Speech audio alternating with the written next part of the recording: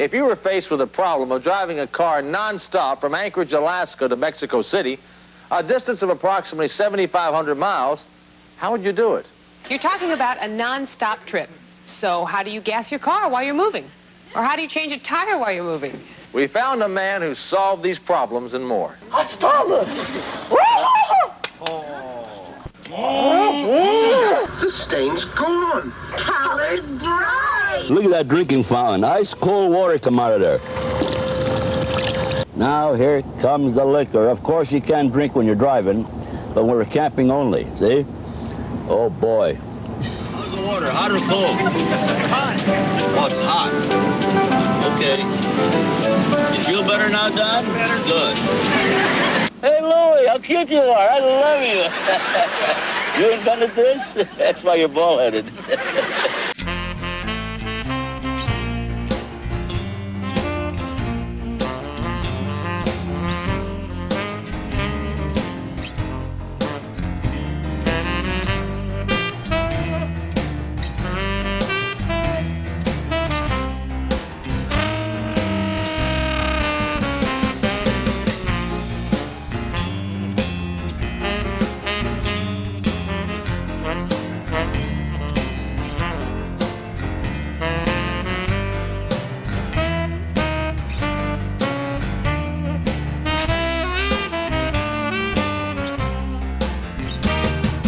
Yeah, I'm Lee Matar, Louis Matar's son, the middle son, and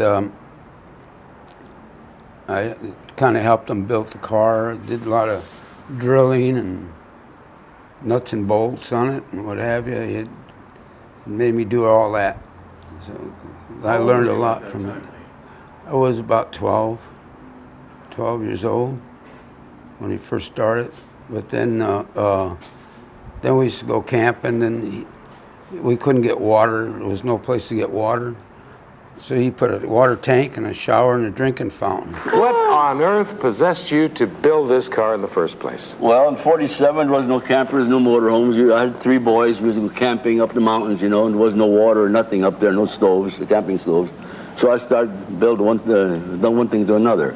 First I put was a bar, of course that's for me, and then a drinking fountain, and then a shower, and a stove, and a washing machine, and there was no toilets up there, so we have to put a chemical toilet in there. When my wife saw me drilling holes in that car, she wouldn't talk to me for 6 months. And then I started arguing with him. Why are you making the holes? He says, well, I got to put a wash machine in there. So I says, wash machine? What I'm not going to wash. I'm going camping for a couple of days. No, we need a wash machine. And I had my garage. I used to own a garage, which I'm retired now. About 6 miles from the house. I'd stay there for about 6 months. I don't even come see my kids or wife. I just send them every week, send them a letter and so put a check in there to feed the kids. Because I come home, I can't sleep at night, and I'm thinking about something, you know, to develop on it. And so, good thing my wife, she's broad-minded. Another woman, she divorced me. Then he came back home after camping, and he loved camping. Then he started doing different things to it. This is the electric washing machine. Put the clothes in there, and you put this guy in there. Goes like that. I got a television, a 10-inch television on top of the roof of the car, which you sit down, and it doesn't even hit your head. And over here is a telephone, that's Mobile, nationwide telephone. And down here, there's a tape recorder.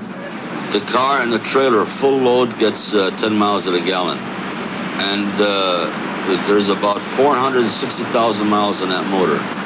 And it still perks like a kitten. And the tires are inflated, automatic, while the wheels are turning. And each tire got its own regulator. And if that tire is bad, we raise the car up and we change the tires where we're going. Then finally, he gets the idea to get his car to go non-stop. But already, you see, he had established a record. He drove non-stop from Los Angeles across to New York and back. His friend of the family, he said, look, you did all this cigar. You could make a non-stop run to New York City, because he was going to New York. And then he said, well, you can take the car, put gas in it, and go non-stop. And he says, you know what, maybe you got something there. So he went on and came back, and sure enough, he did it.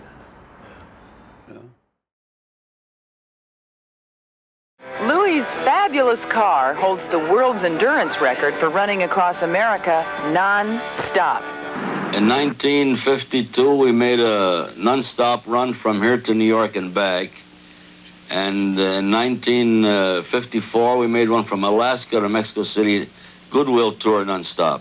And at that time, I think the countries were kind of away from each other, but he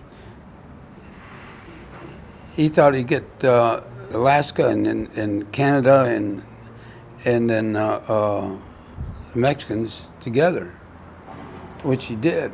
Well, they dare me to say, you can't go from Alaska to Alcan Highway, real bad. The roads are real bad and this and that. You can't make it, like a lot of truck holes up there. I said, I'll make it from Alaska to Mexico City non-stop. When he was coming from Alaska, one of the drivers got sick.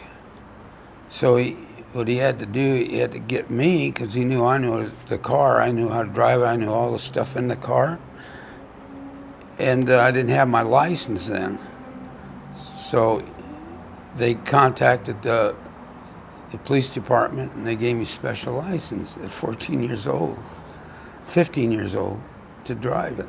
So then I drove it all the way up and all the way back from LA to Mexico City. Oh, you did all the drive, or you're one of the drivers? Yeah, one of the drivers, yeah.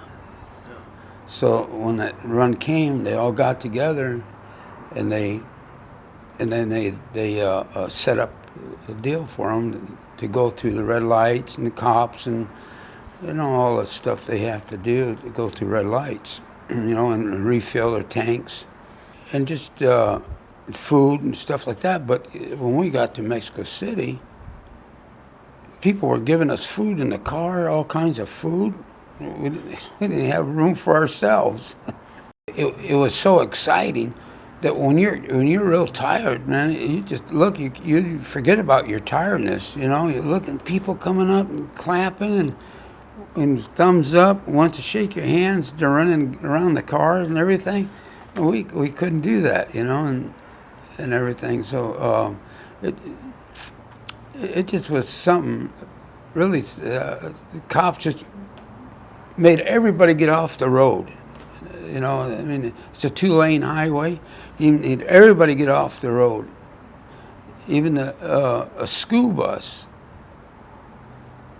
was coming towards us, and we saw it going down the creek from the road, and we looked, there was kids on it and everything else. I said, God, they had room for us to go through, but the cops took the whole road. They didn't take one side of the road, they took the whole road, going through there. I was like, God, something's wrong here, Then the day we left, they were all out there again, waiting for us, And we came back home, and we stopped at different cities, and thanked the people for letting us do this and everything else. And it took us a few weeks to get back. Mexico, I guess, they just wait for stuff like that to happen, Even when we're going to the mountains, some of the farmers up there, they knew who we were and what we were there for. So had your dad arranged for the media along the way? No. All he did was he hired this guy and this woman to set the program up for the trip, non-stop, and a police escort and all that, and then they made it so big, it's just unreal what they did. The car holds 50 gallons of water. Person stands on a catwalk on these non-stop runs and takes a shower. There she goes. Boy, that feels good, especially in the car. It's unbelievable. I know every piece in that car. I helped put it damn near everything in that car. Except for the beginning, he was doing things like the shower and stuff like that. But I didn't really know what he was doing, and then finally it came up, okay, then he start putting the catwalk in, you know, and the hydraulic stuff and everything. I drilled the hole. I put that motor in where it's at. You know, the electric motor. I put it there. Was it true that the bar was the first thing to go in? Yeah, yeah. It was true. Yeah, the shower. The shower was first. Oh boy, that's nice and hot water. Hot diggity dog. Then the bar. Oh boy. Then the toilet. When we make a non-stop runs from New York to back in Alaska, Mexico City, we need a toilet. When you gotta go, you gotta go. Well, the shower and the refrigerator went in the same time. This electric refrigerator, you open this thing up, and you got 7-Up, you got ginger ale, anything your heart desires. He had to have that refrigerator made special for that. You know. Was that right? Yeah, it's a little tiny refrigerator, and just carry a few hot dogs in it. Then the sink came in, and No, watch that sink come out. Watch it come out. Right there. See it? There you are. Even got soap in here too. medicine cabinet. Refrigerator. Medicine cabinet. This center armrest, an ironing board I made special to fit in here, and it fits just like a glove. And that's your iron. Then when you get through washing clothes, you put the things like this, and you iron like this, you see? Oh boy, look how beautiful that job that does. There's places that was so damn hot that the air conditioning car wasn't really cooling anything off, and we'd go out on the running board and soak ourselves, come back in. Oh yeah, many times. Give me 110 volts, Raleigh. Now you plug it in here in 110 volts, and she's working, see? How about the clothes washer? Yeah, well, clothes washer, we used it, they used it in Canada. It got used more in camping than it was on a trip, you know. Okay. But a few times on a trip they used it. They used the wash machine, you know, and then they hung the clothes out between the car and the trailer, you know. While going down the road? Yeah, oh. Yeah, oh yeah. I mean, so one of the guys lost a T-shirt. I don't know who it was, Joe or my father. So the one blew the T-shirt off. It's a clothesline. You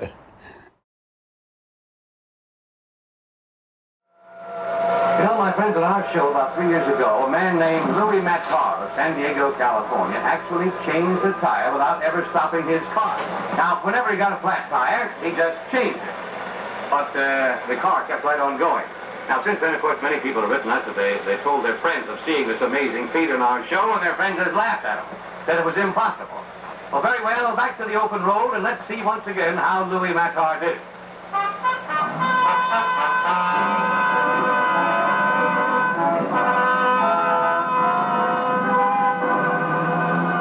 From now on, don't take your eyes off this fabulous car.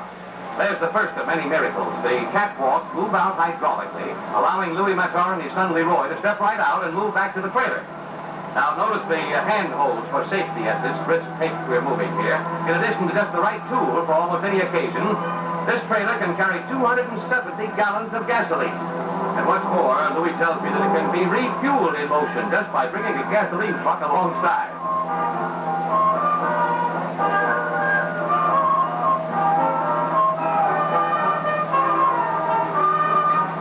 Looks like Louis wants the hood raised.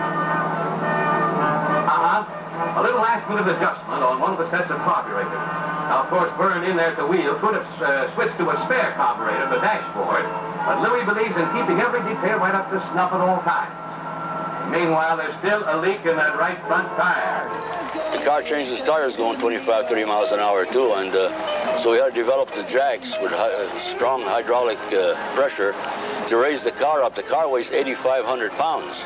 There's a hydraulic jack that goes down 3,000-pound pressure with a little wheel on it, solid wheel, and the car rolls on that little wheel. It raises it up, and there's a platform there with two drivers put the platform inserted in the wheels, and One driver goes out there and takes the tire off and gives it to the second man. Then he goes back and replaces it with another tire. More electricity, that boy. Now you got more electricity. There's the impact wrench. There you are. Okay, here comes the tire. There you are, Raleigh. Give me another one. Hurry up. Okay, give me the platform.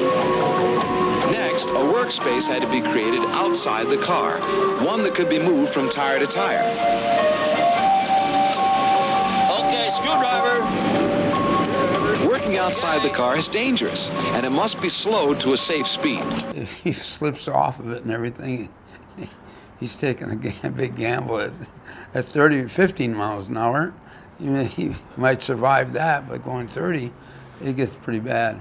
And those little hard rubber wheels spinning along. Oh man, I no tell you. shock absorber. Yeah, right. Yeah, it's a hard ride. Impact wrench. Hold already. Give me some electricity, Paul.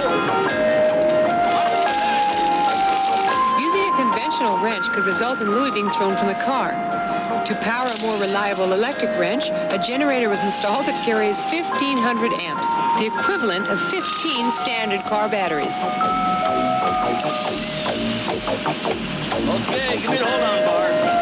With all these extra attachments, the car weighs 8,500 pounds, nearly double its normal weight. It takes 5 mechanics nearly 3 weeks just to service it all. Okay, take it right back there. Discipline is important in executing this maneuver safely. Okay, bring the other tire. Do a tire change routine for the public? He did. When we got to Mexico City, there was so many people there, so he raised the car up and did a tire change just to show him. But I tell you, we were so tired. I couldn't hold that tire up, man. The tire was heavy. It was a double eagle tire with tire inside of a tire. Hurry up! Louis has trained his men like a racetrack pit crew, and he keeps them on their toes. Come on, let's go. Bring that tire over here. Here's your tire. Louis estimates he's changed hundreds of tires this way, and he's never had a single mishap, a tribute to his planning and skill. Okay, brakes. Okay, more electricity. The new tire is now almost ready for the road. It will be inflated automatically by an air pressure regulator located in the axle. Hubcap. Can't forget that. After all, what's a Cadillac without its hubcap?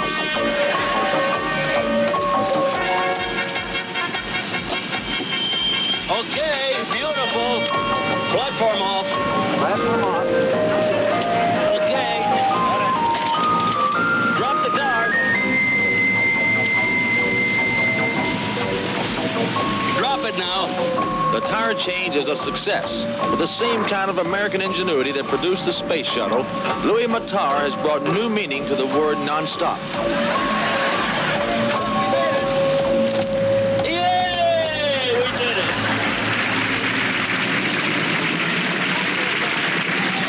They wanted to movie the car. They wanted to shoot the tire off the car, and the cops are chasing him. He's in there changing the tire, and the tire's on. That's the way they were having it, but I don't know whatever happened there.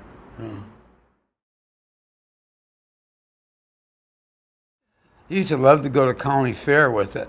To the county fair? Yeah, I used to go to county fair all the time. They had him up there all the time, and he had Queens and Mrs. America, everybody there. Yeah. Sitting in the back seat of the patio of the trailer.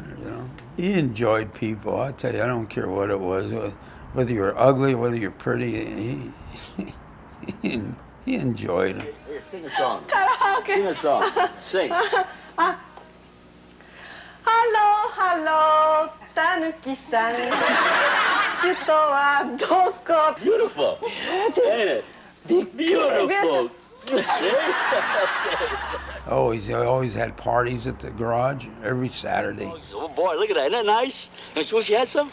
They're good, ain't they? He would have a shish kebab party every Saturday. And I tell you, the mayor used to go there, everybody in the city used to go there, right on 13th and Market, he'd have it. And if you waited long enough, you would have seen the president there. He used to go out and get some winos off the damn street and come out and, hey, come on, you hungry? Come on, have a sandwich. And man, I tell you, it used to be the best shish kebab you ever ate.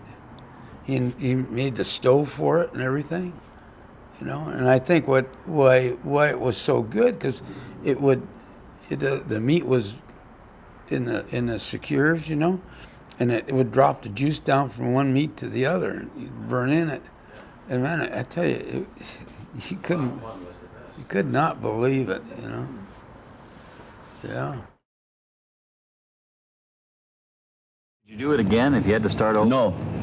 No, I got no more hair to lose. After 38 years and 460,000 miles, Louis is pretty attached to his car. He says the Smithsonian wants it, but they won't get it in Louis' lifetime. When I die, I'll either give it to them or either have two coffins, one for the car, one for me. Bury me in there. But there's no sign that either the car or Louis will ever stop running.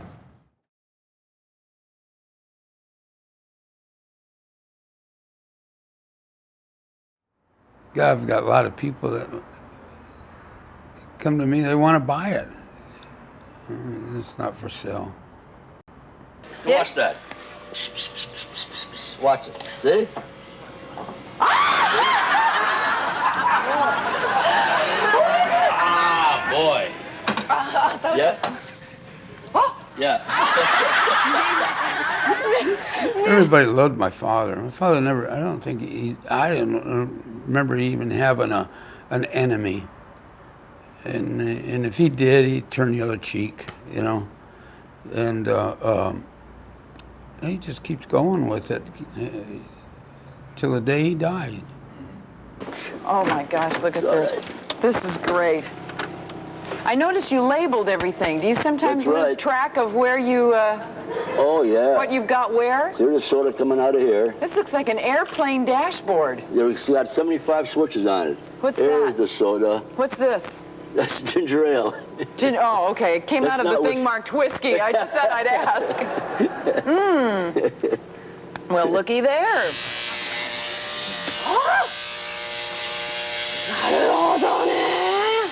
Want to shake, Lou? We couldn't let Louis leave without taking us for a little spin around the block. So have a good time. We'll see you Monday. Hit it, Louis.